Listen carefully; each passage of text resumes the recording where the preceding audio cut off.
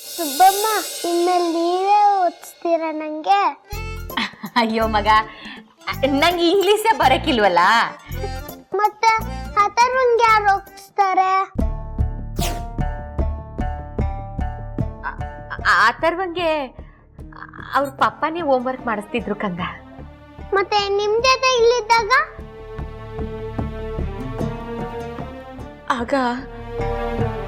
ಆಗ ಅವನೇನ್ ಮಾಡ್ತಾನೆ, ಅವನೇ ಮಾಡ್ಕೊತಿದ್ದ.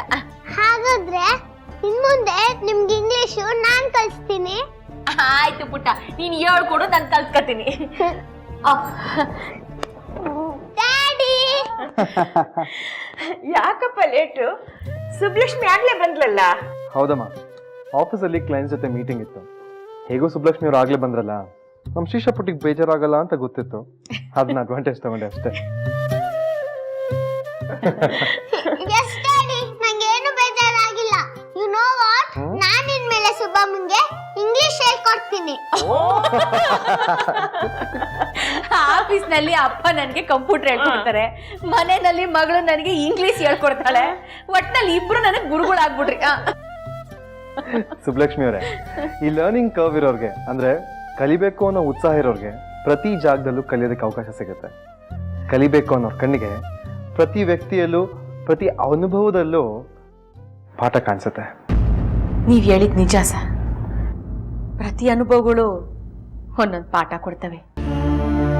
ಜೀವನಕ್ಕಿಂತ ದೊಡ್ಡ ಟೀಚರು ಇನ್ಯಾರೂ ಇಲ್ಲ.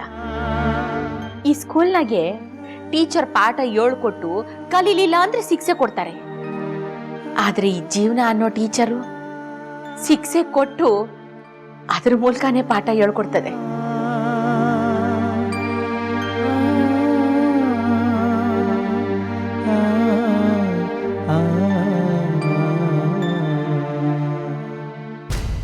ಗ್ಯಾರಿ, ನೀನ್ ಬರ್ತಾ ಬರ್ತಾ ಕೂಗಾಟ ತುಂಬಾ ಜಾಸ್ತಿ ಆಗ್ತಿದೆ. ನೀನ್ ನನ್ ಕಂಡ್ರೆ ಭಯನೇ ಇಲ್ಲ.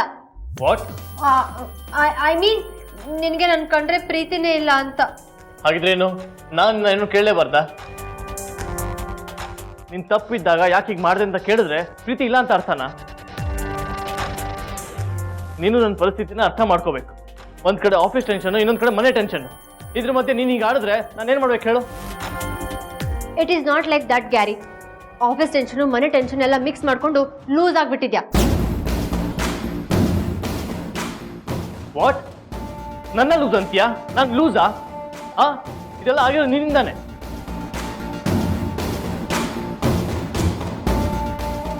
ನಮ್ ಸುಬ್ಬಮ್ಮನ್ ಮೇಲೆ ಚಾಲೆಂಜ್ ಮಾಡ್ತೀಯ ಅಲ್ವಾ? ಈಗ ನೋಡು ನಿನ್ ಗತಿ ಏನಾಗುತ್ತೆ ಅಂತ. Stop it!